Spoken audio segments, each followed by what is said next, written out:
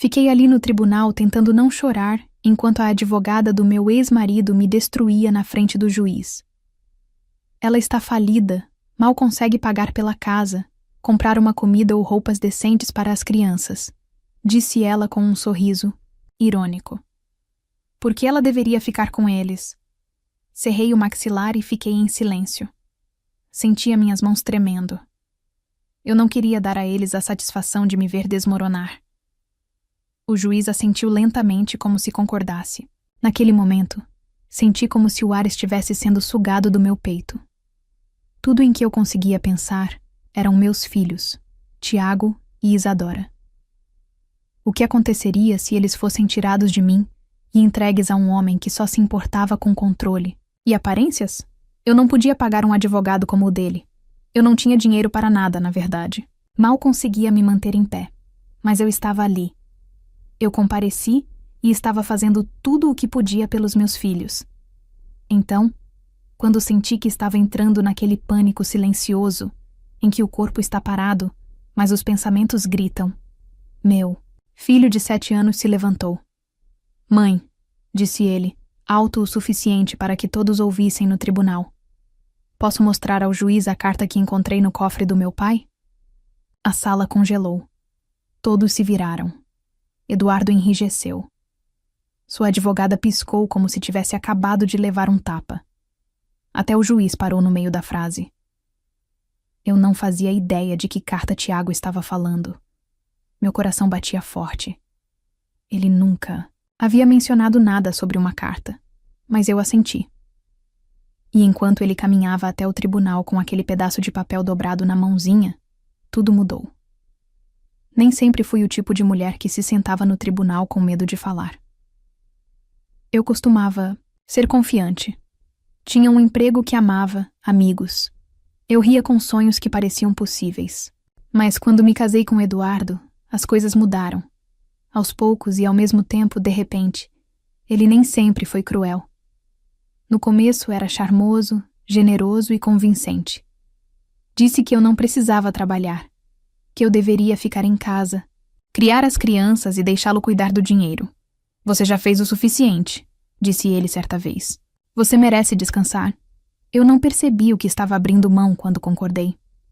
Minha independência, minha voz, minha rede de apoio. Tornei-me invisível dentro da minha própria vida. Depois que nossa filha Isadora nasceu, Eduardo começou a mudar. Estava sempre cansado, sempre crítico.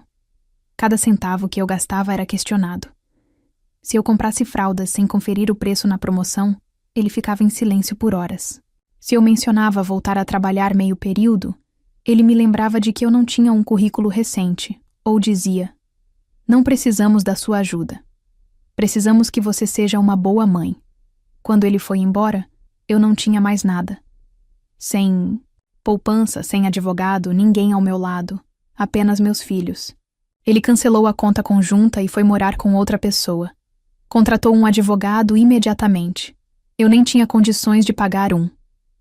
Fui à clínica jurídica gratuita no fórum e fiquei na fila por 2 horas, segurando uma pasta cheia de recibos e fotos dos meus filhos comendo macarrão instantâneo em papel toalha porque não tínhamos pratos limpos. Nosso apartamento era pequeno. Eu fazia 2 bicos de limpeza para conseguir pagar o aluguel. Não tínhamos TV a cabo, nem internet. Usava um celular pré-pago e torcia para não ficar sem créditos caso a escola precisasse ligar. Às vezes, lavava as roupas das crianças à mão. O chuveiro elétrico mal funcionava, então eu fervia a água no fogão e misturava em baldes. Tiago nunca reclamava. Isadora cantarolava musiquinhas enquanto eu esfregava suas meias. Eu não contei a ninguém como as coisas ficaram ruins, nem mesmo para minha mãe. Tinha vergonha. Ela me alertou sobre Eduardo anos atrás. Disse que ele olhava para as pessoas como se fossem negócios a serem fechados, mas eu estava apaixonada, demais na época para dar ouvidos. Quando chegou o dia do julgamento, eu estava apavorada. Eduardo havia pedido a guarda total, alegando que eu era inapta. Disse que eu era instável, pobre e incapaz de oferecer uma boa vida. O advogado dele foi cruel. Trouxeram planilhas e fotos da bela casa dele. Usavam ternos caros e sorriam como se tudo já estivesse decidido. Entrei no tribunal com um vestido emprestado, um blazer de segunda mão e uma pasta de plástico com boletins escolares, folhas de presença e uma carta do nosso síndico confirmando que eu nunca havia atrasado um aluguel. Eu sabia que não era o suficiente, mas precisava tentar. Pelo Tiago, pela Isadora. Naquela manhã, Tiago segurou minha mão enquanto subíamos os degraus do tribunal. Vai ficar tudo bem? Ele perguntou. Eu sorri, mas foi um sorriso fraco. Vai sim, querido. Vai ficar tudo bem. Mas eu não tinha certeza. Não tinha certeza de nada. Só sabia que amava meus filhos. Eu sabia como era passar necessidade sem deixá-los perceber. Sabia como era chorar baixinho no banheiro à noite, para que eles não ouvissem. Sabia o quanto me esforçava para fazer o mundinho deles parecer seguro, mesmo quando tudo ao nosso redor estava desmoronando. Dentro do tribunal, sentei-me ereta e imóvel. Observei Eduardo evitar meu olhar. Ouvi a advogada dele listar tudo o que eu não tinha: dinheiro, moradia estável, transporte confiável. Ela disse que o filho dela usava sapatos de segunda mão com buracos e que a professora da filha mencionou que, às vezes, ela pulava o café da manhã. Mas isso não é negligência. Isso é pobreza. E pobreza não é crime, embora seja tratada como um risco. Eu queria gritar, queria perguntar: onde você estava quando eu pulei o jantar para garantir que ainda havia cereal suficiente? Onde você estava quando eu vendi minha aliança para comprar casacos de inverno? Mas permaneci em silêncio. Aprendi que, no tribunal, raiva não soa como força, soa como desequilíbrio. O juiz assentiu lentamente, como se todas as acusações fizessem sentido. Meu coração afundou. E quando achei que não conseguiria aguentar o restante da audiência, senti aquele puxãozinho na manga. Tiago, meu doce e corajoso menino. Ele me olhou com os olhos arregalados e sussurrou: Mãe, posso falar uma coisa para o juiz? O tribunal pareceu congelar no momento em que a advogada de Eduardo começou a falar. Vanessa caminhava com a confiança de quem já havia feito aquilo dezenas de vezes e esperava vencer novamente. Mantinha-se ereta, com a voz firme e direta, enquanto apresentava sua versão da minha vida. Uma versão sem verdade, feita para humilhar. Ela não tem emprego fixo. Recebe ajuda financeira irregular. Mora em uma habitação temporária. As crianças merecem mais do que uma mãe que mal consegue alimentá-las. Não olhei para o Eduardo. Não precisava. Já conseguia imaginar o rosto dele, inexpressivo, relaxado, assistindo a tudo se desenrolar como se não tivesse nada a ver com isso. Como se minha ruína financeira não tivesse sido cuidadosamente orquestrada por ele. Foi ele quem esvaziou nossa conta conjunta dias antes de partir. Era ele quem se recusava a ajudar com as contas, a menos que isso o fizesse parecer bem aos pais. Mas nada disso importava naquela sala. A única coisa que o juiz tinha à sua frente eram as planilhas e fotos do lado de Eduardo. Fotos de sua casa imaculada, a geladeira abastecida, os folhetos da escola particular. Vanessa folheava seus documentos num ritmo tranquilo, pegando meus extratos bancários. Ela os segurou como se fossem roupa suja. Meritíssimo. Como pode ver, minha cliente oferece um ambiente seguro e consistente. As crianças têm seus próprios quartos, refeições regulares e uma babá. Enquanto isso, a senhora Natália não tem renda comprovada nem empregador verificado. Ela está com contas de serviços públicos atrasadas e recebeu uma advertência por atraso de aluguel em fevereiro. Esta não é uma situação segura, nem estável para duas crianças pequenas. Senti meu rosto corar. Ela não mencionou o fato de que eu havia aceitado todos os trabalhos que podia, muitas vezes limpando casas por dinheiro, já que trabalho formal não era uma opção com 2 filhos e sem creche. Ela também não mencionou que o aviso de aluguel foi resolvido em poucos dias, ou que eu tinha vendido tudo de valor que possuía para manter comida na geladeira. O juiz não falou de imediato. Ele se recostou, olhando para os papéis como se eles confirmassem o que já acreditava, que eu estava tentando. Mas tentar não era suficiente. Eu queria me defender, explicar tudo, mas também sabia como isso soaria. Já havia sido avisada, para não interromper, não ficar na defensiva, não chorar demais ou parecer fria demais. Então, fiquei ali sentada, em silêncio, envergonhada, ardendo de vergonha e frustração. Meus dedos cravaram-se na beirada da cadeira. Mantive o olhar fixo nas crianças sentadas em silêncio ao meu lado. Isadora desenhava num rascunho com um giz de cera sem ponta. Tiago observava Eduardo com os olhos semicerrados. Então Vanessa disse a frase que me atingiu mais profundamente do que qualquer insulto que já tivesse proferido. Por que ela deveria ficar com as crianças se não tem nem condições de cuidar? Delas? A frase ecoou na minha mente. Por que eu deveria ficar com elas? Contive as lágrimas que se acumulavam atrás dos meus olhos. Eu sabia que minha realidade não era impressionante no papel. Eu não tinha roupas novas para elas. Não tinha dinheiro para almoços chiques ou aulas de balé. Mas eu estava lá todas as noites. Era eu quem penteava os cabelos deles, procurava monstros debaixo das camas e ficava acordada até tarde costurando remendos à mão em suas roupas, porque não tinha dinheiro para comprar novas. Nada disso importava para a corte. Só os números importavam. Números que eu não tinha. O juiz olhou para mim, com os olhos pesados de dúvida. Ele abriu a boca como se fosse falar, quando eu senti aquele pequeno puxão no meu braço de novo. Tiago. Ele sussurrou. Mãe, posso mostrar ao juiz a carta que encontrei no cofre do papai? A princípio não entendi. Que carta? O encarei, confusa, até que ele tirou um papel dobrado do bolso, do casaco, e o ergueu. Meu estômago embrulhou. Eu não sabia o que era, mas algo mudou na postura de Eduardo. Ele se endireitou no assento.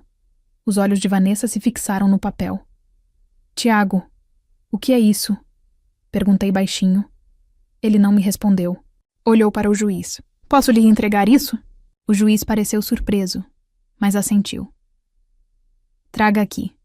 Tiago deu um passo pequeno e firme à frente. Passou pela fileira de ternos elegantes e olhos arregalados e entregou a carta ao juiz com as duas mãos. A sala mergulhou num silêncio estranho e pesado. Pude ver Eduardo começar a suar. Vanessa se virou para ele, sussurrando algo rapidamente, sua confiança vacilando pela primeira vez. O juiz desdobrou o papel. Observei seus olhos percorrerem as palavras. Sua expressão mudou lentamente. Confusão, depois compreensão e então algo mais perspicaz. Ele olhou diretamente para Eduardo. Senhor Eduardo, disse ele, gostaria de explicar isso no momento em que o juiz pronunciou essas palavras. A atmosfera no tribunal pareceu mudar. Os olhos de Eduardo se arregalaram. Ele abriu a boca, mas não disse nada. Vanessa inclinou-se rapidamente em sua direção, sussurrando novamente, mas desta vez sua voz carregava um fio de urgência. O que quer que estivesse escrito naquele pedaço de papel havia soltado algo. Inclinei-me para a frente, com o coração disparado, tentando ler o rosto do juiz. Ele segurou a carta com as duas mãos e olhou para ela novamente, com a testa franzida. Então ele leu em voz alta. Para Eduardo Santos de Carlos Contador. Assunto: blindagem financeira estratégica. Preparação para divórcio. Então, ele fez uma pausa, olhando para o tribunal e depois para Eduardo. Esta é uma carta de estratégia financeira datada de 3 meses antes do seu divórcio ser protocolado. Ela detalha instruções para a abertura de contas offshore, transferência de ativos para empresas de fachada e minimização da renda declarada, a fim de influenciar os processos de custódia e pensão alimentícia. Inclui a frase, entre aspas, mantenham a guarda primária se possível, mas no mínimo, garantam que ela tenha pouca base para recurso legal, aparentando estabilidade financeira e moralidade. Ele parou de ler. O silêncio no tribunal não era apenas silêncio. Era sufocante. Todos os olhares estavam agora em Eduardo. Até Vanessa parecia atordoada. Ela virou a cabeça lentamente em sua direção, sussurrando algo que soava como: isso é real? Eu não me mexi. Eu não conseguia. Fiquei paralisada entre a descrença e uma espécie de raiva silenciosa que não tinha saída. Eu suspeitava de coisas. Sabia que Eduardo era estratégico, frio quando se tratava de dinheiro e implacável quando se tratava de conseguir o que queria.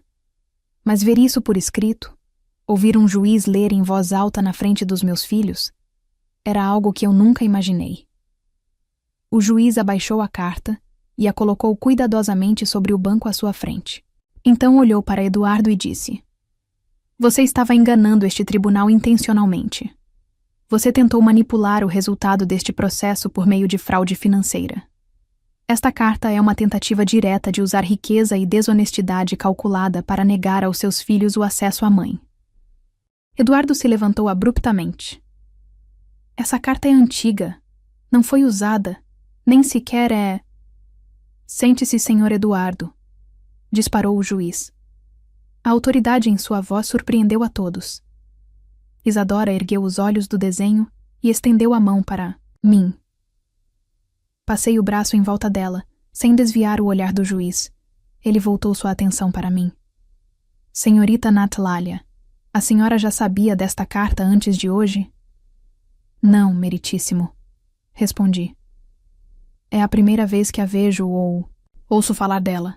E seu filho a encontrou?" Assenti com a garganta apertada. "Sim. Ele nunca mencionou isso até agora."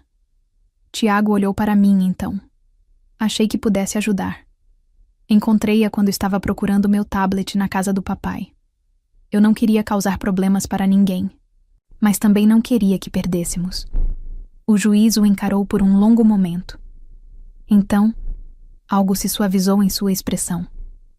"Você fez a coisa certa, meu jovem", disse ele. Voltou-se para Vanessa. "Vou analisar este documento na íntegra e interromper esta audiência para uma investigação formal sobre a conduta financeira do Sr. Eduardo. Enquanto isso, a guarda primária permanecerá com a Sra. Natália, com a suspensão temporária do período de convivência da ré, até que o assunto seja resolvido." As palavras foram absorvidas lentamente. Eu as ouvi, mas meu corpo não reagiu a princípio. Era como se meu cérebro precisasse de um momento para ter certeza de que eu não as tinha imaginado. Quando finalmente me dei conta, senti meus joelhos tremerem. Sentei-me com força, puxando meus 2 filhos para os meus braços. Vanessa permaneceu em silêncio. Lábios pressionados, braços cruzados firmemente. Ela não discutiu. Não podia. O estrago já estava feito. Eduardo não disse mais nada. Depois que o juiz deixou o tribunal, o oficial de justiça dispensou os presentes. Permaneci sentada, com os braços em volta dos meus filhos, como se fossem a única coisa me prendendo. Ao chão. Tiago se inclinou para mim e sussurrou: "Eu errei?" "Não, querido", eu disse. "Você nos salvou." Ele assentiu uma vez e não disse mais nada. Não precisava. Finalmente entendi a força necessária para uma criança carregar algo assim. E percebi outra coisa. A luta não tinha acabado, mas pela primeira vez em muito tempo, parecia que a verdade tinha uma chance real. Saí do tribunal naquele dia segurando as mãos dos meus filhos, mal sentindo o chão sob os pés. Minhas pernas se moviam, mas minha mente estava em outro lugar. Eu ficava repetindo as palavras do juiz na minha cabeça, tentando acreditar nelas. Ele havia interrompido a audiência. Ele havia suspendido o período de convivência com Eduardo. Ele havia acreditado em mim, ou, pelo menos, finalmente havia visto a verdade por si mesmo. Lá fora, o ar estava frio. Tiago soltou minha mão para fechar o zíper do casaco de Isadora. Observei-o, sentindo uma onda de gratidão que eu ainda não tinha palavras para descrever. Como agradecer a uma criança por algo assim? Ou por se levantar e fazer o que nenhum adulto naquele tribunal teve coragem de fazer? Poucos dias depois, o tribunal ordenou uma investigação formal sobre as atividades financeiras de Eduardo. Encontrei-me com uma investigadora nomeada pelo tribunal.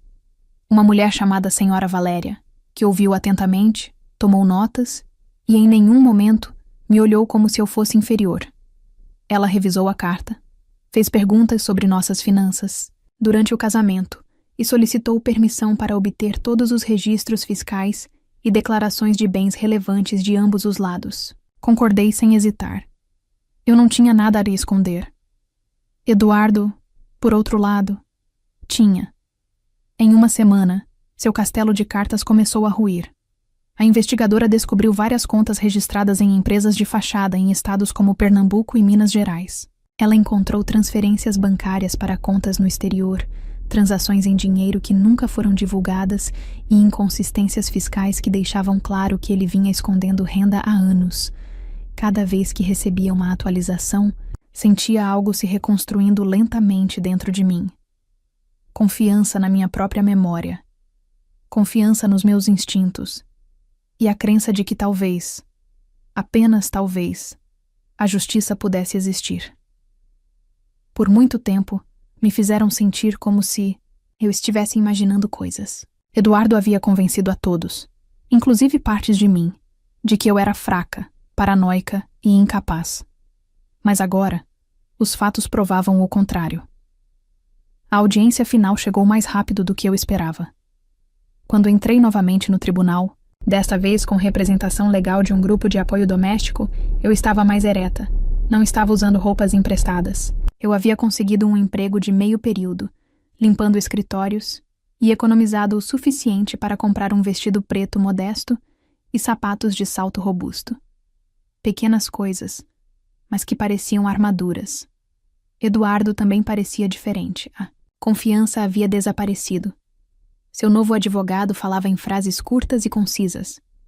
Não havia olhares presunçosos, nem sorrisos falsos. A sala do tribunal havia mudado. O juiz entrou e iniciou a sessão com uma declaração. Este tribunal revisou a investigação financeira do Sr. Eduardo e encontrou provas substanciais de não divulgação intencional, ocultação de bens e manipulação de renda para obter vantagem neste processo. Este comportamento contradiz diretamente os melhores interesses das crianças envolvidas. Ele fez uma pausa e olhou para mim.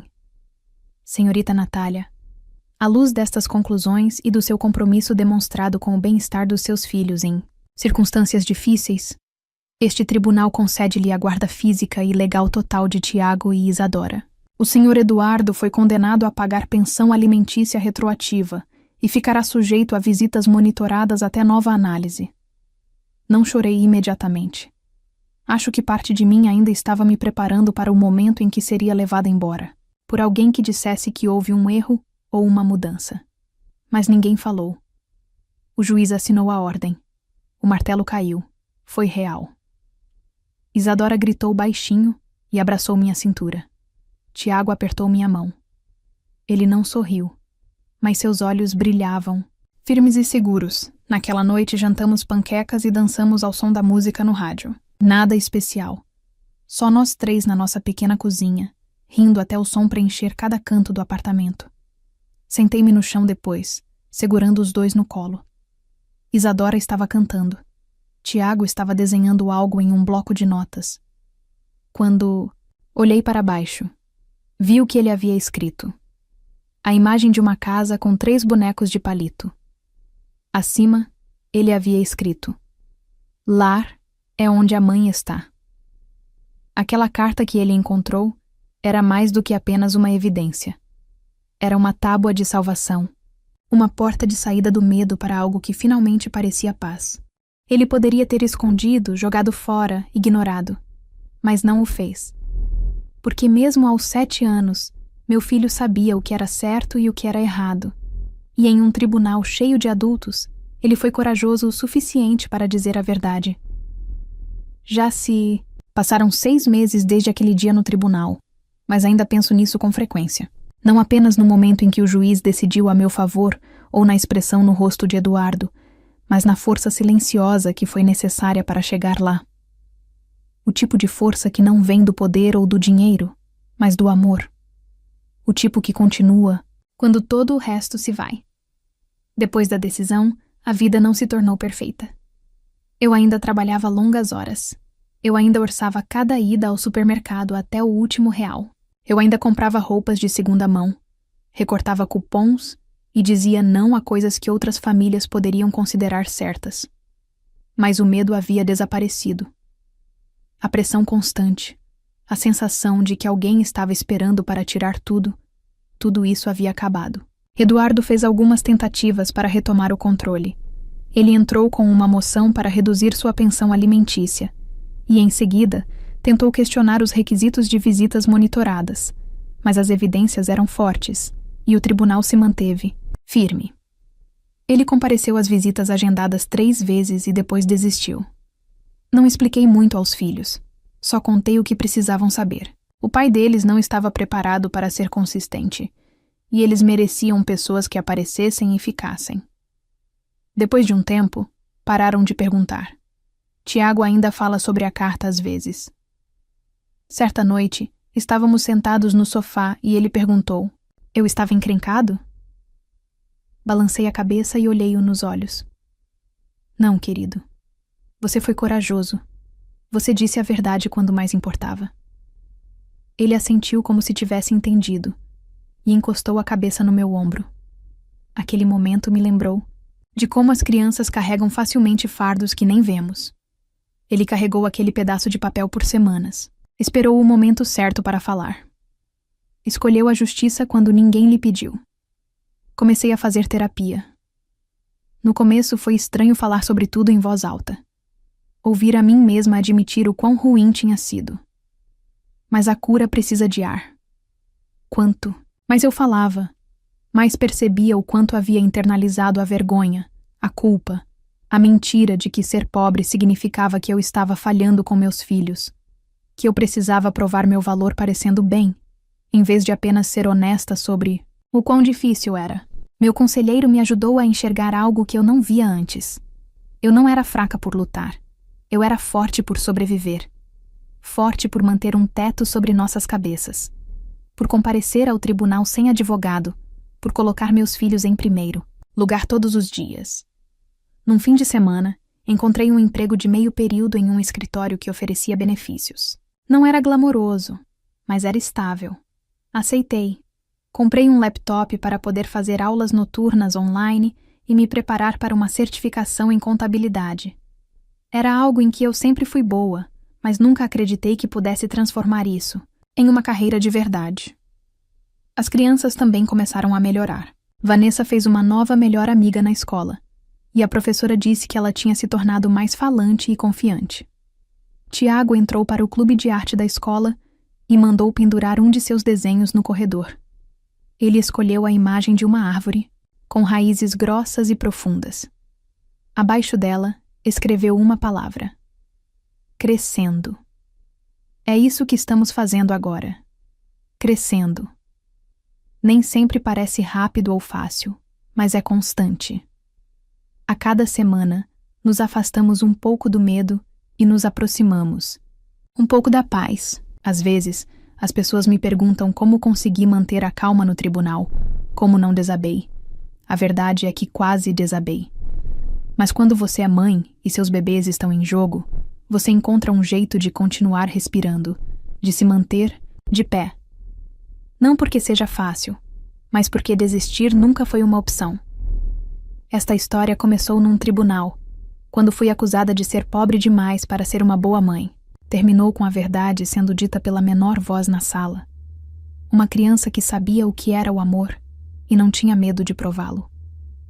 Não vencemos porque tínhamos poder, dinheiro ou aparência impecável. Vencemos porque fomos honestos, porque fomos gentis. E porque mesmo quando as probabilidades estavam contra nós, nos recusamos a ceder. Há uma coisa que aprendi. A justiça nem sempre vem fácil, mas ainda pode vir. E às vezes, quando vem, chega na forma de uma carta dobrada na mão, de um menino, segurada com coragem silenciosa, oferecida com amor. Foi naquele dia que tudo mudou. Não apenas no tribunal, não apenas legalmente, mas no meu coração. Foi naquele dia que parei de sobreviver e comecei a viver novamente. Se esta história te emocionou, se te lembrou da força silenciosa necessária para seguir em frente quando tudo está contra você. Então, por favor, curta este vídeo. Compartilhe com alguém que talvez precise ouvir que não está sozinho. Deixe um comentário. Seja você pai, mãe, sobrevivente ou alguém que simplesmente acredita na verdade e, na justiça, sua voz importa aqui.